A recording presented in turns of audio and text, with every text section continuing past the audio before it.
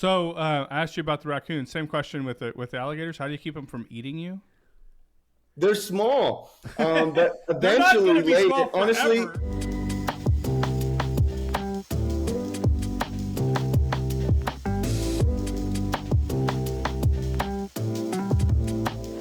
Wow, we would have never believed this. We're on Spotify, we're on Apple, we're on Google.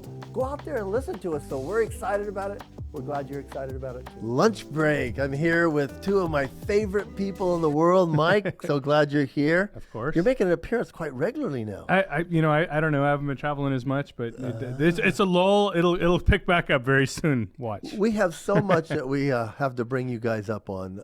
Mike and I have been working on a lot. Oh, yeah. And I've got Danny Jimenez, my son-in-law, my son, and he has with him Rocket. His new son. Yeah. Rocket. Yeah, Rocket's there, and he's a 6-week-old raccoon. And Danny, welcome. You're coming in from Nashville, Tennessee. yeah, thanks for having me. I appreciate it. Yeah.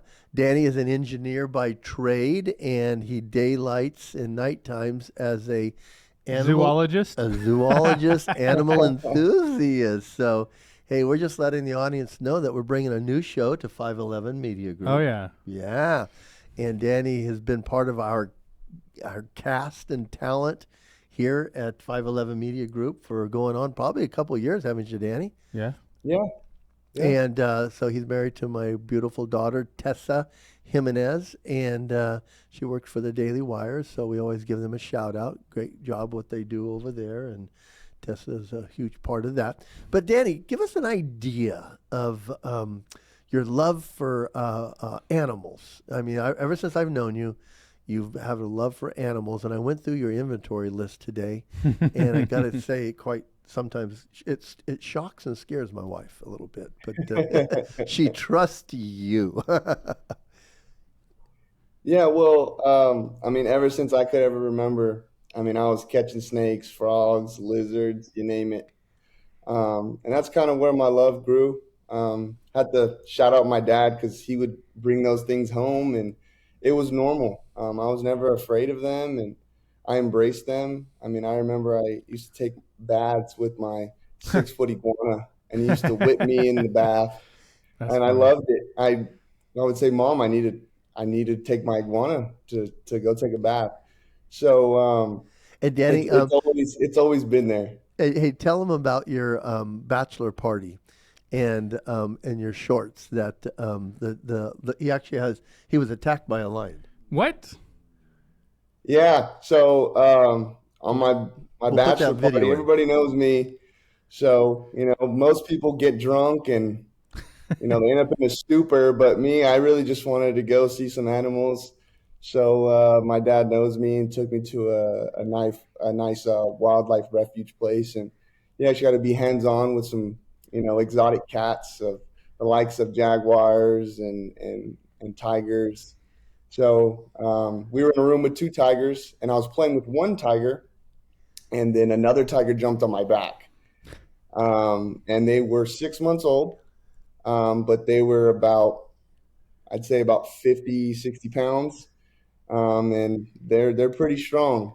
And so I was wearing these shorts and started playing, and their claws are pretty gnarly. And they ripped my shorts down the side. He got my wallet, bit my wallet.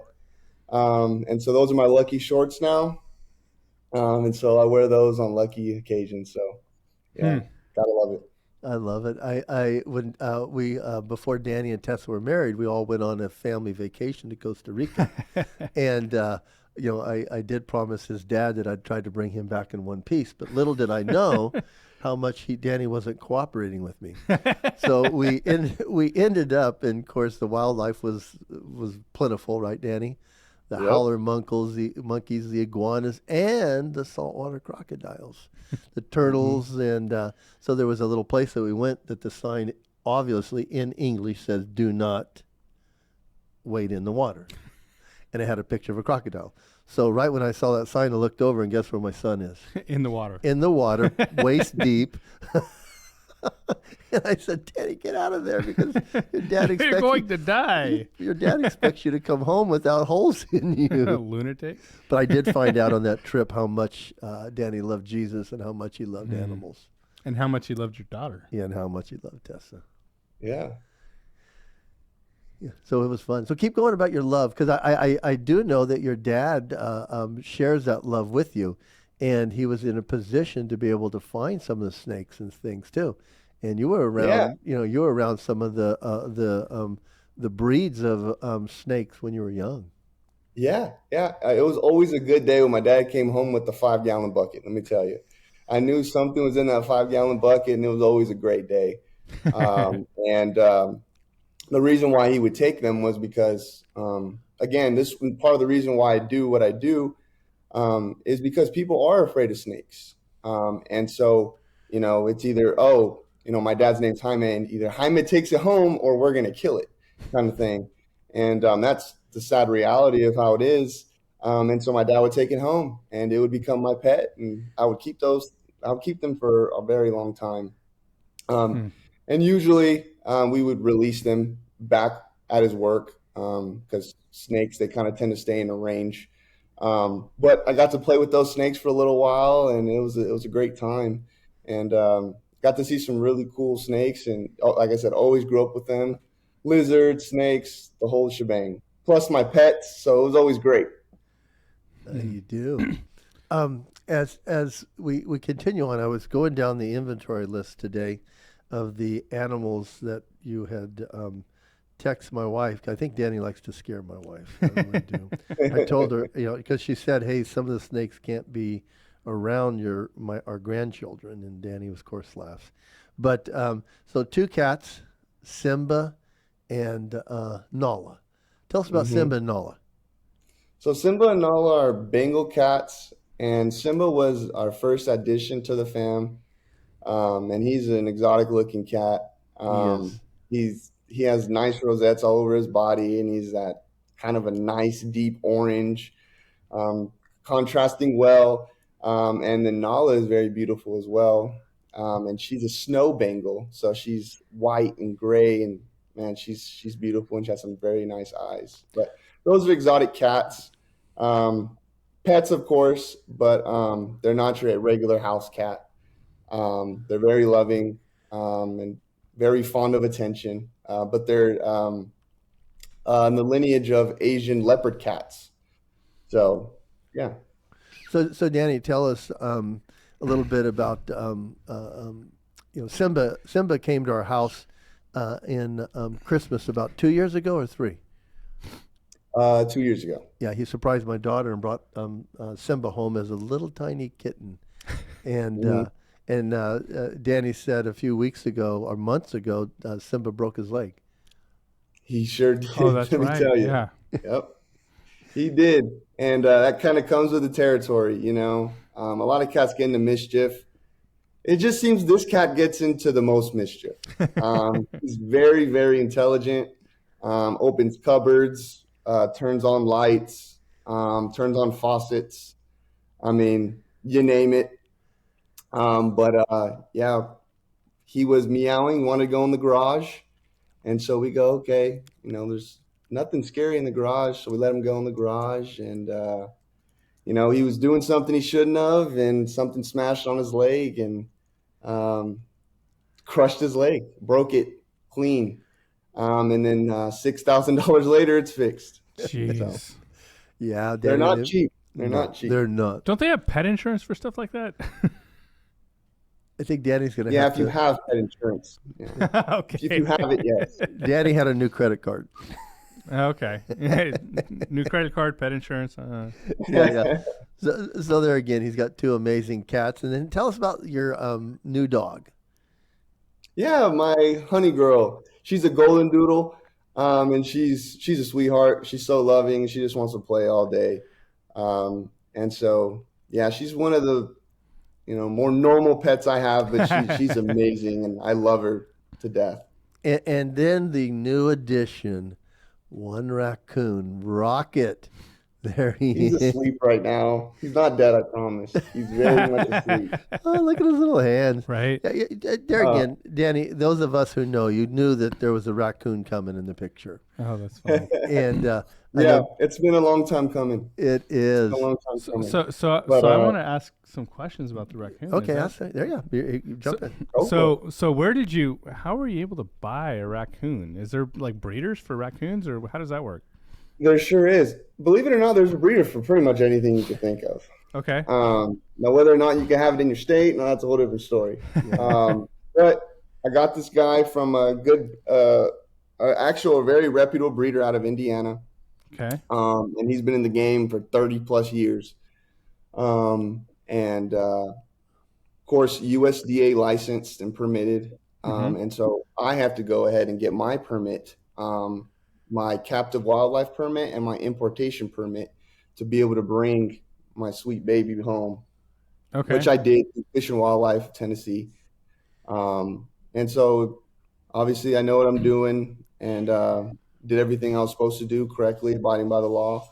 And so now I have my baby boy. There he is. He's awake.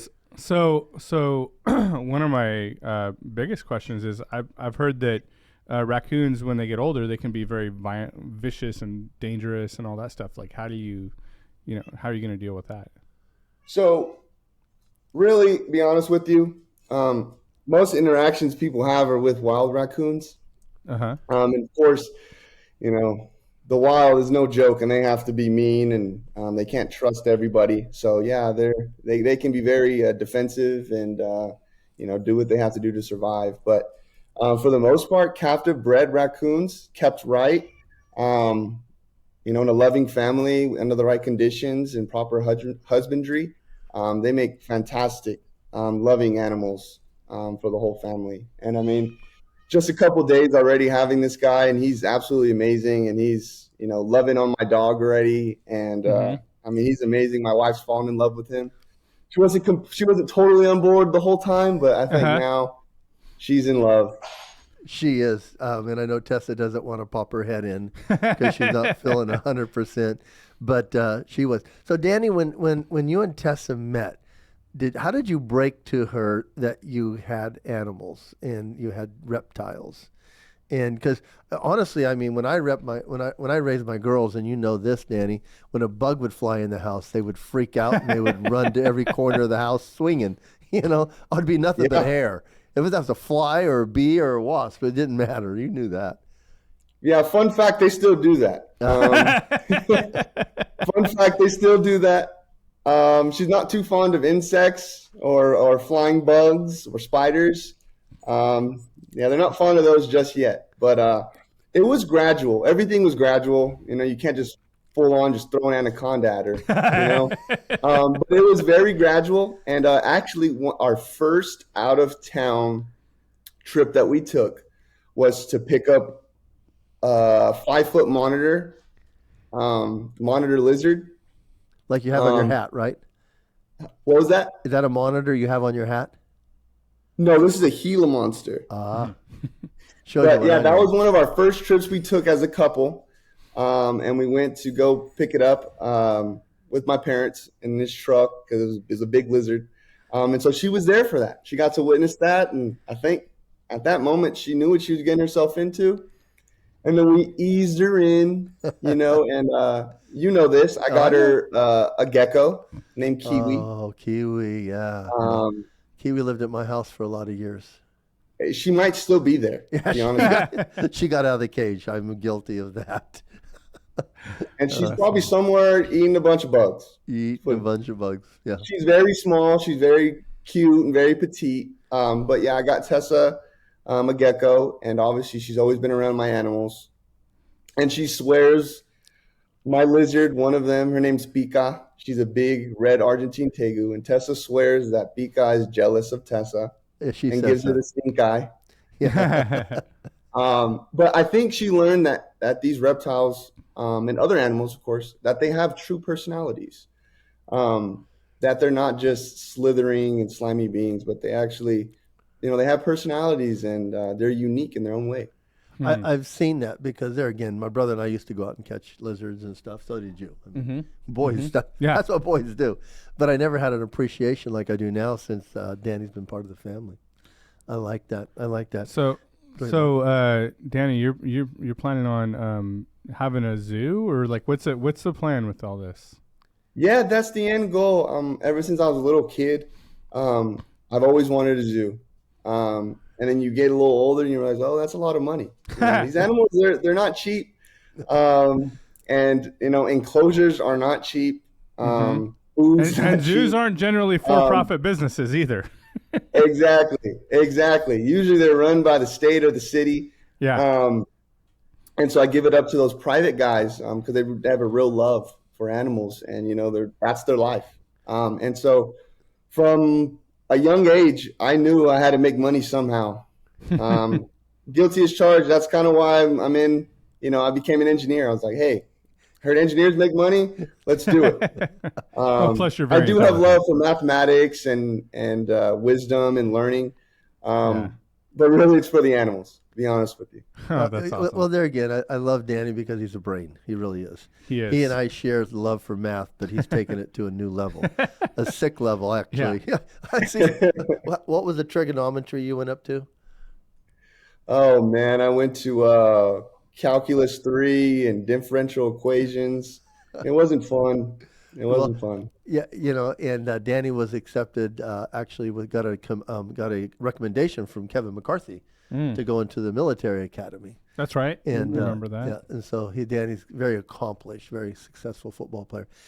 Danny, didn't you have a job early on working? Was it at Calm or something? Yeah, I was a docent at Calm. What's that, and Danny? so what was that? I was part of a program at Calm. Basically a glorified volunteer, pretty much. And they had me doing the fun stuff, cleaning the rat cages, and it was a very fun job. I got to be around a lot of cool animals. Got to spend a lot of time with actually a raccoon, owls. So just a lot of cool things. He helped my wife, superintendent, and one of her schools had an owl that was in a slide, wasn't it, Danny? Mm-hmm. And Danny kept, she was like, Danny, what do I do with this? Actually, Danny's experience as his love for reptiles, animals, owls, birds paid off because he guided my wife what to do, and now that owl has been successfully rehomed. So is the goal here to be able to charge people, or is this just private zoo? Like how do you plan on doing, or have you even got that far?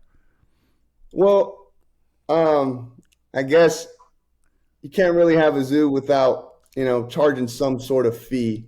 When I get to that level, as of right now, it would probably be like parties and ambassador programs at schools or events. That's kind of what it looked like right now. And I'm kind of starting to get my Instagram going and, start a YouTube and obviously the show. So yeah, that's the goal, is eventually to get there, to be able to charge people and, people actually pay to see some neat animals. I remember when the Daily Wire moved from Sherman Oaks to Tennessee. I was really impressed with Tessa and Danny because they, took a moment and let their faith be the deciding factor on their relationship. And I said that on other shows that Danny and Tessa have been on. And I do think as Danny started realizing Tennessee, he investigated the wildlife requirements there, didn't you, Danny? And he goes, I sure did. That's the first thing. That's the first thing. That was the deciding factor. It was one of them.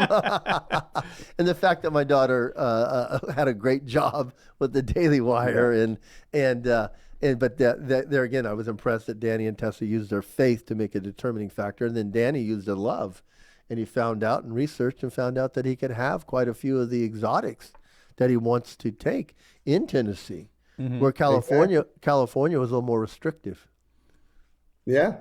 It's you could pretty much have anything you want here, except for a couple of dangerous animals, like the big cats, the bears, stuff like that.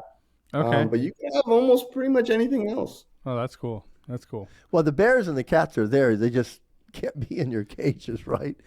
Yeah, exactly. You put those for the big zoos. So my kids are gonna have a blast coming over to your house.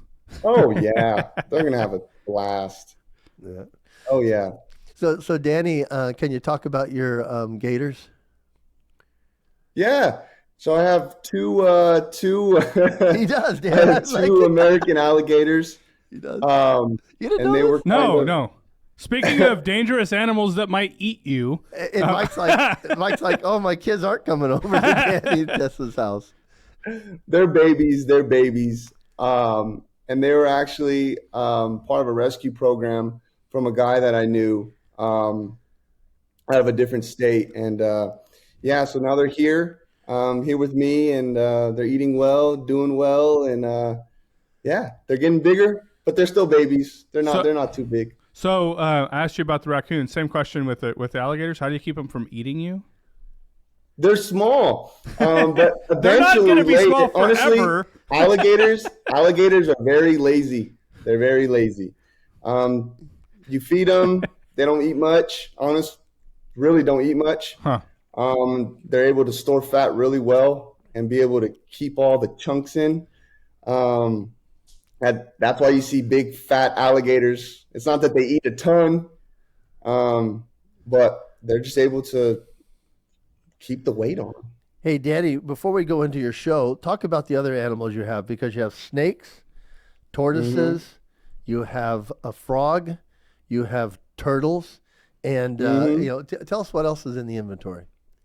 Well, I've always liked. I guess, how can you say, a full course entree, right? So I want to have everything. I wanted to have snakes, want to have lizards, want to have frogs, want to have turtles, want to have tortoises. And there's a difference. So that's exactly what I did. And so I got, my love for animals. It very much widened. And so, yeah, I have two tegus. I have one blue tegu and one red tegu. I have two Gila monsters, which is what you see right here, which is one of two venomous lizards in the world. And I have a deep love for them. One of my favorite lizards ever. And I'm able to keep them here in Tennessee, which is a blessing. And then I have another one of my favorite lizards is a black dragon, which is a melanistic Asian water monitor. And they're the second largest lizard in the world. And then I have two rattlesnakes, which we saved. And then I have a boa constrictor, and I have an eastern indigo snake. And that's the largest non-venomous snake in the United States. And it's actually the most endangered, believe it or not. And that's why I wanted it, for conservation. They're going extinct in their native range in Florida and Georgia. And I have 6 tortoises. I have 2 leopard tortoises, 1 sulcata, and 3 redfoots. And then I have 2 turtles. I think I bought 3 more today. So look at 5.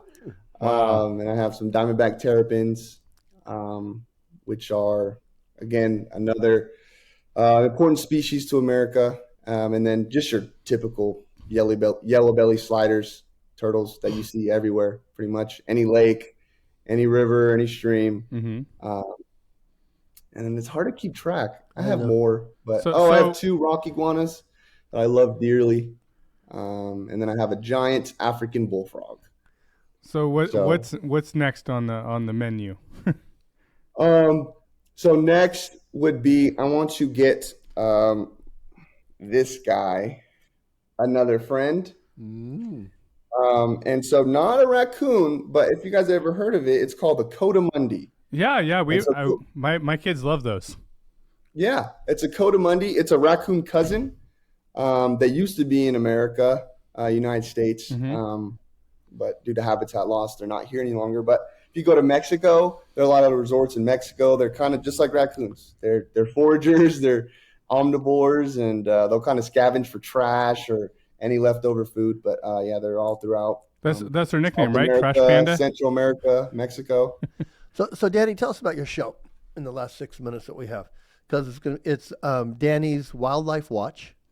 Mm-hmm. And what Yeah. can our guests and viewers expect?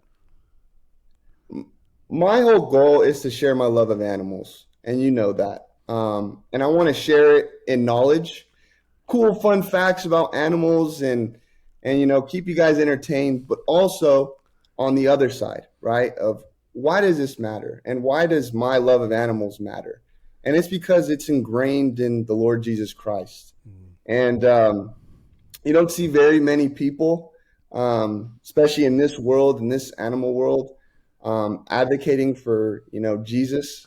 And there's some very, very intelligent people, but they're evolutionists, and they go from that side, which is great, which is fine, right? I'm not bagging on them, but what I believe to be true, it's not aligned with what they believe to be true. And what I believe to be true is in the Bible. And so, you read the creation story, and it's amazing. And, you try to picture in your brain, how did the Garden of Eden look, man? What were the animals? How are the plants? And so it's just truly fascinating. And then you realize every single animal on this planet has a purpose. Yes. And that purpose was given by the Lord above, right? And they didn't just find their purpose. It was given to them. It was ingrained in them. From ants all the way to elephants, from sharks to sea anemones, right? They're beautiful in their own way. And I would just like to share that with the world, because there's some pretty fascinating facts about a lot of animals that no one knows.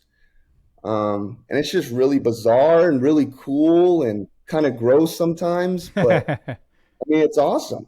I mean, and I would just love to share that with people. And then I have some pretty cool animals, and I don't have as many as I want, but we'll get there. Well, we're looking for property right now. Danny and Tessa went out, and so we got a compound that we're working on. And Danny, I saw some cool photos you posted on social media the other day. Yeah, it's going, and you know what? The Lord's in control, and when that time's right, He'll tell us. And so I'm not trying to force it, but I know one day it'll happen. And so, yeah, I believe, like I said, from a young age, this was my purpose, was to share the love of Christ through animals. And, if I could help one kid not be afraid of a snake or a lizard, and, he begs his mom for one, that's it. You've done it. I've done it. Last question, Danny. So you think the snakes get a bad rap in the Garden of Eden? They sure do. They sure do. And we're not even sure if it was a snake. I knew you were going there. We're not even sure if it was really a snake. If you look at the Hebrew, the old Hebrew, it's serpent, which looks a little different than a snake. But you know what, whatever. Yeah. Well, I always thought it was actually a lizard, because he said after that they had to crawl around on their bellies. So that means they lost their legs, right? Yeah. Like I'm saying, interpretation. Well, I love it, Danny. So as we start to film this, Mike, we're going to be able to throw some of this out there just to show what we're promoting, but we should be able to drop this, in the next month or so. Right, Mike? I mean, depends on the schedule and everything, but yeah. It depends on Danny and his collection and him coming up with the episodes. But we're really excited about this. Danny, I'm excited. Yeah, me too. I love it, Danny. I love to do collaborations. I love what you and Tessa do, and you can even bring your wife in on some of the shows of from a female side. And there again, I think that's pretty important, because a lot of I don't know if you have a lot of females that are involved in this, but I know my daughter wasn't raised around this, and she had a desire in her once she married Danny and started dating him. I didn't know that you picked up a lizard the first time, and those are the things she kept from us. So.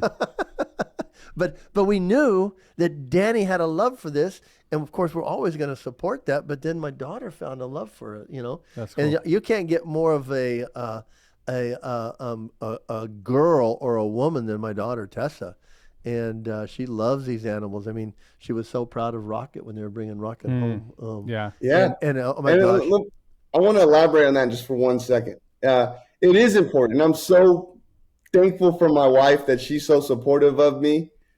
We have our little disagreements here and there when I want to go a little overboard, but she keeps me in check. she does. But I go to a bunch of reptile shows, and I cannot tell you how many guys are at the booth. Hey, how much is that snake? Or how much is that lizard? And they're like, oh, X amount. And they're like, okay, let me go ask my wife, right? And that's what you hear. And I say the same thing. But luckily, Tessa usually says, go ahead. As long as, I get my nails done, whatever. Yeah, she trusts you for that. So I love it. Danny, anything else you want to leave the audience with just about your show and, what you're going to be doing on it and how you're going to be doing it? No, I mean, this is kind of brand new to me too, and so I think, I'm going to go to your guys' expertise and, again, I just kind of want to just follow along and just share my love, share some fun facts, share stories and share actual animals. And then also how that relates to, the Lord Jesus, and God and creation and how this all works together in one magical world that wasn't just created by chance in a, I guess, spontaneous combustion of energy. So I'm excited for the guests that you'll have on. Yeah. Animals. No, because honestly, the world's pretty big. Danny and I found out that I had a friend that was that is a very successful bodybuilder. Yeah. Who's very big in the snake community, right, Danny? Yeah. Yeah. Cool. Danny's like, hey, Palumbo's bolas. Yeah. He goes, hey, do you know this guy named Palumbo? And I go, yeah. He goes, he's probably one of the biggest experts in boas. I go, no way. Did you buy a snake from him? I have not. I've talked to him through DMs, but I have not bought a snake from him, no. Yeah, well, it'd be kind of a cool thing to get him on as a guest and talk about bodybuilding and snakes. Yeah. He has hundreds. Oh, he has wow. Yeah, there again, I mean, I didn't know that about him. So he's got a very successful podcast for bodybuilding. Danny, again, thank you very much for your time, your love, and this, you're wanting to be able to share that with our audience. Yeah, absolutely. Thanks for having me. I appreciate it. Always a pleasure to talk to you, Danny. Take You care, too, Danny. Mike. God bless. Take care. God bless.